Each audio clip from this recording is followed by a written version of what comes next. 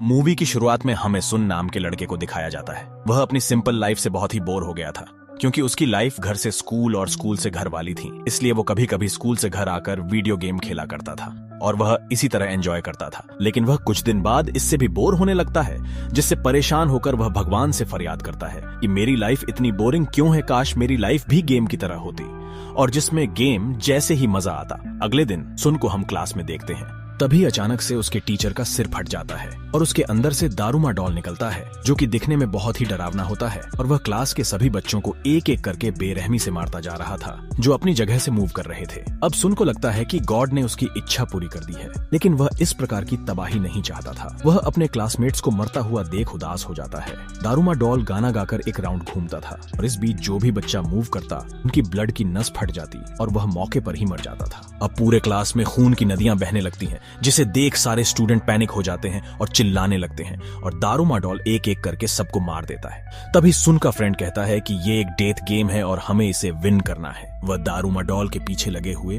Button को दिखाता है और कहता है कि शायद इसे प्रेस करने से वह लोग बच सकते हैं। यह देख एक स्टूडेंट इसे प्रेस करने के लिए आगे बढ़ता है, पर तभी दारूमा डॉल मुड़ जाती है और उसे मार देती है। उस बटन के साथ एक टाइमर भी लगा होता है और अब उनके पास सिर्फ 1 ही मिनट बचा था। अगर उन्होंने इसे टाइम में कुछ नहीं किया तो वह सारे के सारे मारे जाएंगे। यह देख स्टूडेंट फिर से डरने लगते हैं और अपनी जगह से मूव करने लगते हैं और इसी का फायदा उठाकर दारूमा डॉल उन सबको मार देता है और ऐसे ही एक एक करके सभी लोग मारे जाते हैं।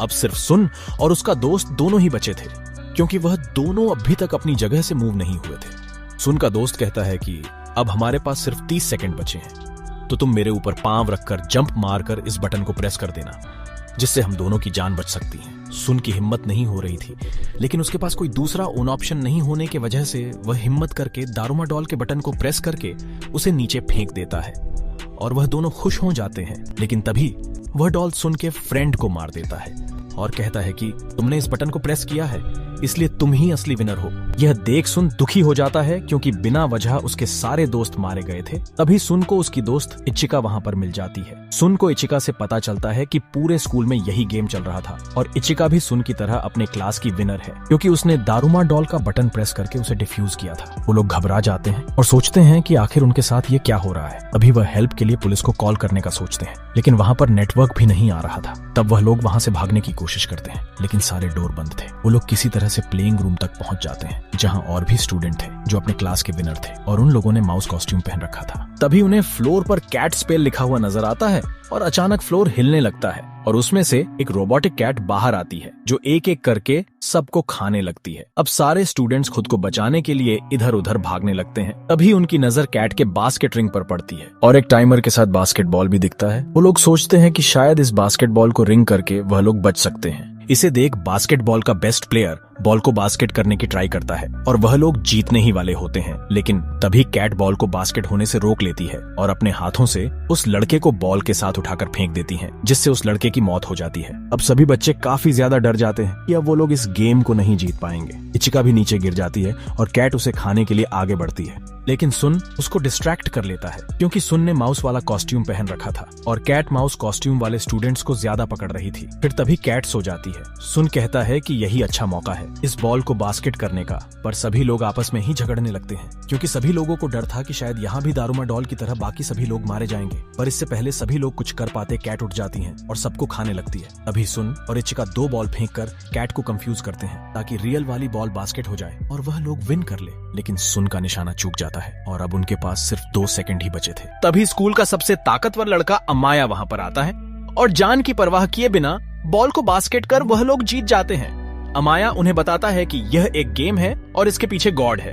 यह गेम वही लोग विन कर पाएंगे जो ताकतवर होंगे। पर तभी इचिका कहती है कि सुन तुमसे ज्यादा स्मार्ट और ताकतवर है। अब ये सब सुनकर अमाया को गुस्सा आ जाता है, लेकिन तभी कैट मुंह से धुआं निकालकर सबको बेहोश कर देती है, जिसके बाद सीन शिफ्ट होता है और न्यूज चैनल पर पूरे कंट्री का हाल दिखाया जाता है, जो कि बहुत ही बुरा होता है। तभी विनर्स को फ्लाइंग क्यूब में कहीं ले जाया जा रहा होता है। लोग उसमें जाने की ट्राई करते हैं, लेकिन वह नाकाम होते हैं। तभी हम एक होमलेस आदमी को देखते हैं, जो बंद रेडियो पर हाथ रखते ही वह ठीक हो जाता है, जिसे देखकर लगता है कि यह भी कहीं ना कहीं इस गेम में कनेक्टेड है।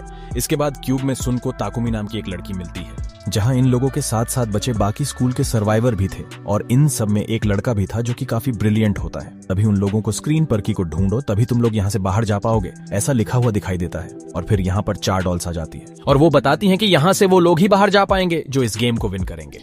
और फिर वो उन्हें रूल बताती हैं कि तुम्हें आंखों पर पट्टी बांधकर यहाँ बैठना होगा और हम चारों गाना गाते हुए तुम्हारे चारों ओर घूमेंगे और गाना बंद होते ही तुम्हें अपने पीछे वाली डॉल का नाम बताना होगा। अगर तुमने नाम गलत बताया तो तुम्हारी डेथ हो जाएगी। वह सबसे पहले उस ब्रिलियंट लड़के को पसंद करती है, लेकिन वो गलत डॉल का नाम ले लेता है और डॉल्स उसे मार देती है। जिसके बाद एक लड़की की बारी आती है और समय के मुताबिक नाम न बताने पर उस लड़की को भी मार दिया जाता है। अब सिर्फ वहाँ पर सुन और ताकुमी ही बचे होते हैं। डॉल सुन को बीच में बैठाती है और सॉन्ग स्टार्ट होते ही वह उसके चारों ओर घूमने लगती है। वह सुन को नाम बताने को कहती है, लेकिन वह कुछ भी नहीं बोलता। तभी टाइम अप की आवाज सुनाई देती है। यह सुनकर उसके पीछे खड़ी हुई डॉल बताती है कि अब तुम मरने के लिए रेडी हो जाओ, लेकिन तभी सुन उसका नाम बता देता है। यह देख सारी डॉल हंसने लगती हैं और कहती हैं कि अब बताने का कोई फायदा नहीं है।